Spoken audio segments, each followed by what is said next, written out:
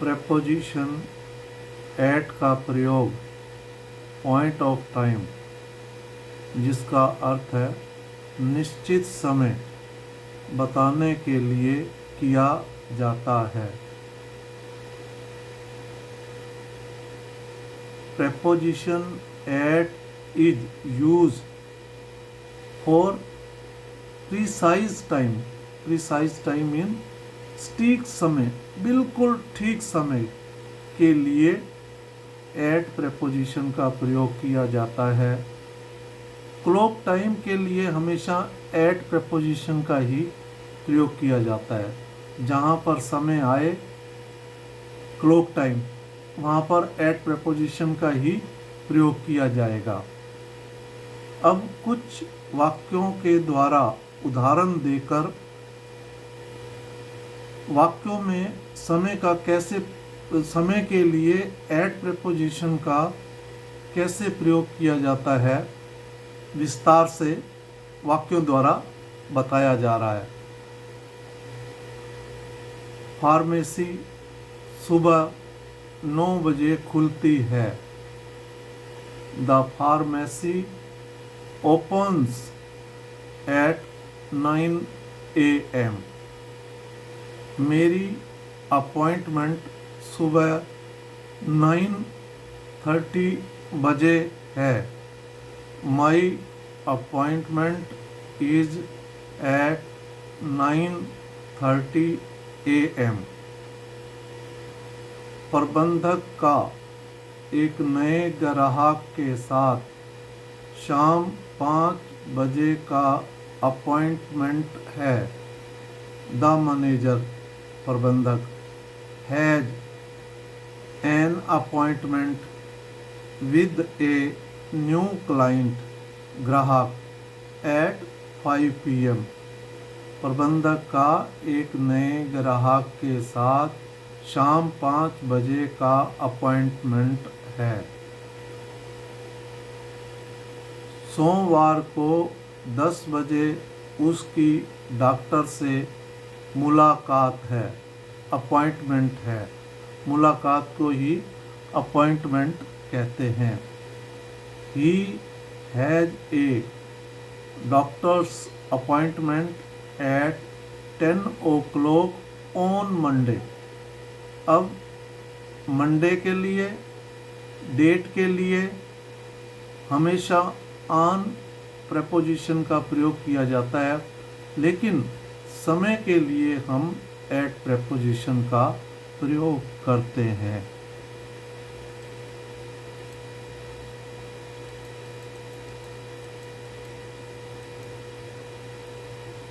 वह शाम 5 बजे बाजार गई थी। She went to the market at 5 PM।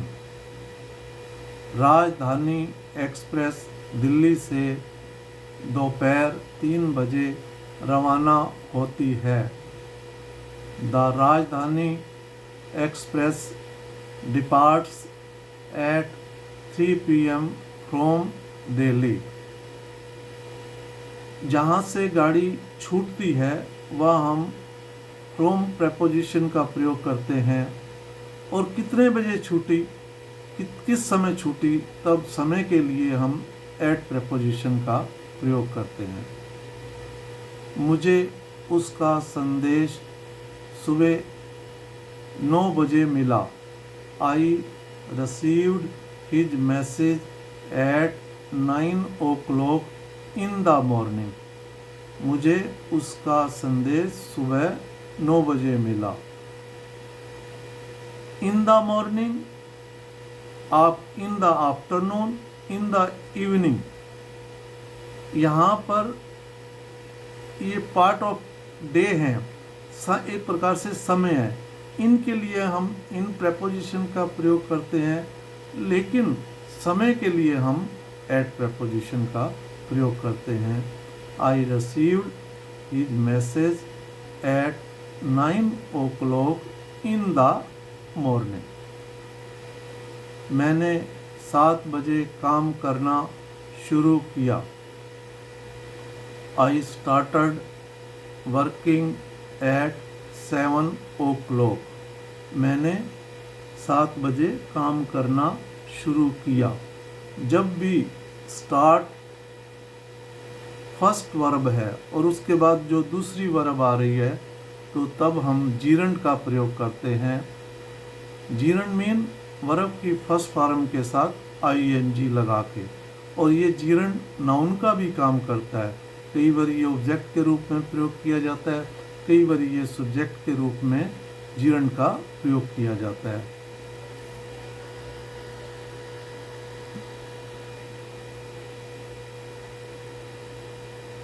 पाँच बजे मैं 2 या 3 घंटे और काम करता हूँ. At 5 o'clock I do 2 or 3 more hours of work. 5 बजे मैं 2 या 3 घंटे और काम करता हूँ.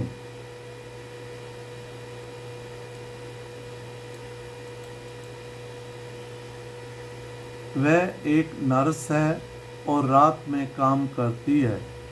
She is a nurse and she works at night. अब जब भी नाइट आए, नाइट के लिए हम एट प्रपोजिशन का प्रयोग करते हैं. मिडनाइट के लिए भी एट का प्रयोग करेंगे, नून के लिए भी हम एट का प्रयोग करेंगे. ये सभी समय के पार्ट हैं. वह एक नर्स है और रात में काम करती है.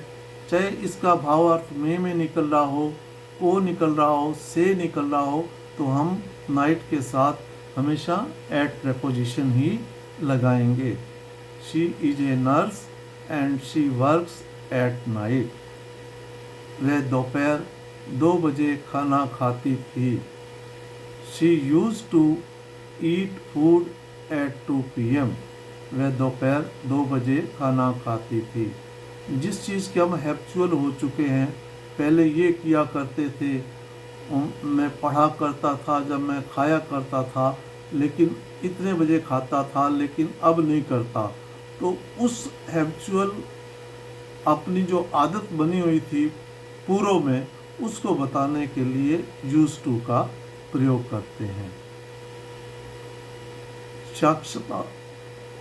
साक्षात्कार सोमवार सुबह 9 बजे है. The interview is at o'clock on Monday morning. साक्षात्कार सोमवार सुबह 9 बजे है. The interview is at 8 o'clock on Monday morning. Dugu दोपहर 3 बजे पहुंचा.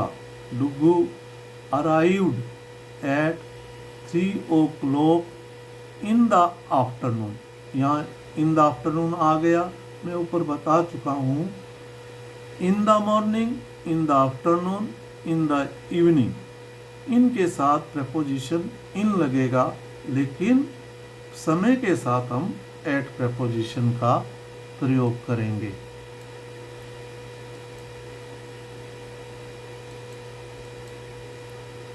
ये घटना शाम 6:30 बजे घटी.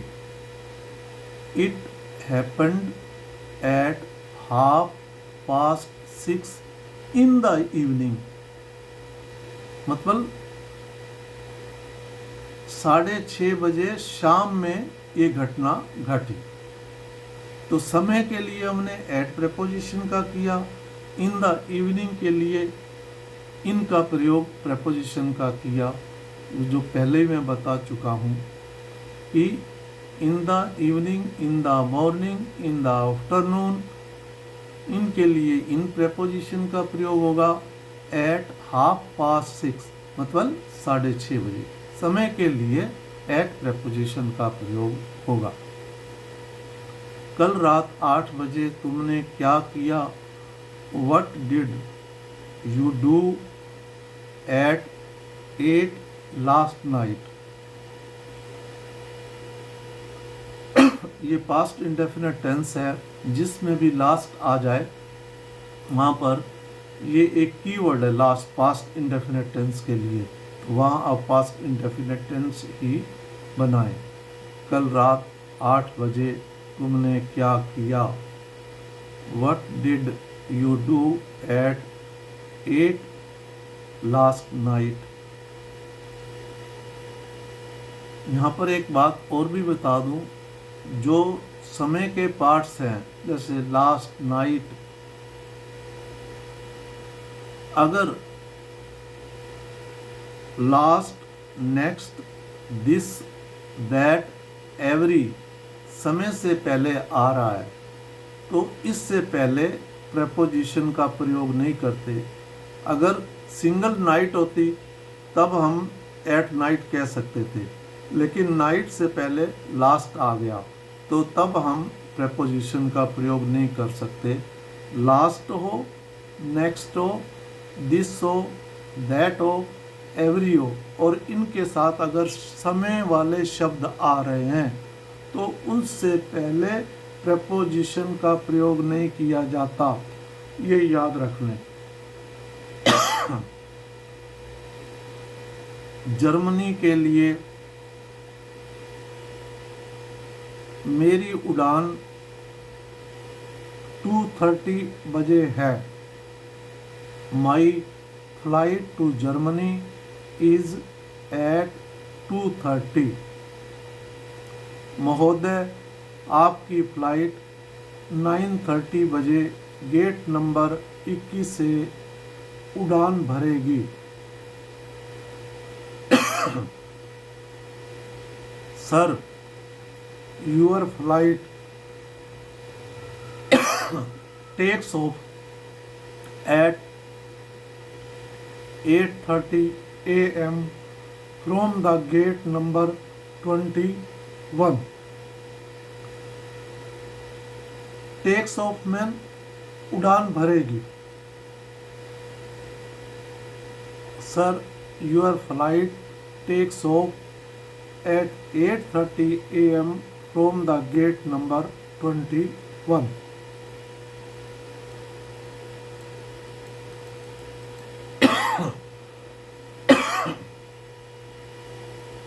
ट्रेन शाम 7 बजे स्टेशन पर पहुंचेगी। The train arrives at the station at 7 PM। Train शाम 7 बजे स्टेशन पर पहुंचेगी। अब जो स्टेशन है एक पार्टिकुलर प्लेस है, वो लोकेशन है, तो जब लोकेशन एक पार्टिकुलर विशेष लोकेशन का जिक्र किया जाए तब हम एट प्रेपोजिशन का प्रयोग करते हैं। इसलिए स्टेशन से पहले हमने एट प्रेपोजिशन का प्रयोग किया। समय के साथ तो एट प्रेपोजिशन का प्रयोग होगा। ट्रेन शाम 7 बजे स्टेशन पर पहुंचेगी। The train arrives at the station at 7 PM। वह आम तौर पर रात 10 बजे अपनी दुकान बंद कर देता है। He usually closes his shop at 10 PM।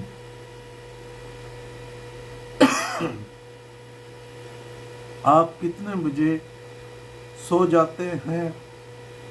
मैं रात 11 बजे सो जाता हूँ।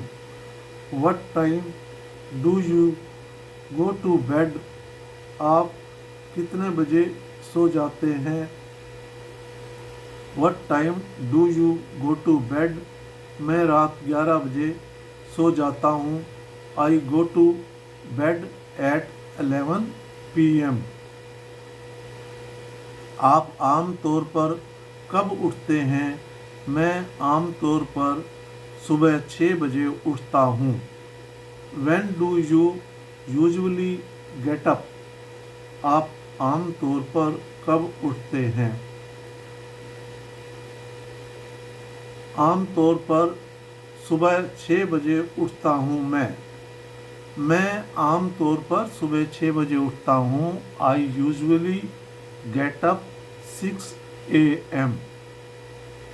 When do you usually get up? I usually get up at 6 a.m. यहाँ पर टाइम से पहले हम एट लगाना छोड़ दिया है, अब हम उसको लगा रहे हैं।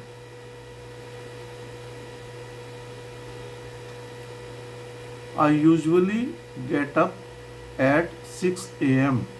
मैं आमतौर पर सुबह 6 बजे उठता हूँ। इस प्रकार टाइम के साथ हमेशा एट प्रेपोजिशन का प्रयोग किया जा रहा है।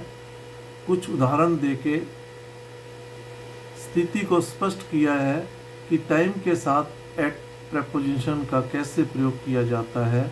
इसमें कोई त्रुटि हो तो कृपया कमेंट्स करें और अपने जान पहचान के उन बालक बालिकाओं को जो दूर दराज ग्रामीण इलाकों में रहते हैं विद्या दान के रूप में शेयर जरूर करें, ताकि वे इस सुविधा से वंचित ना रहें और अच्छे से अच्छे इस प्रकार के वाक्य बना सकें।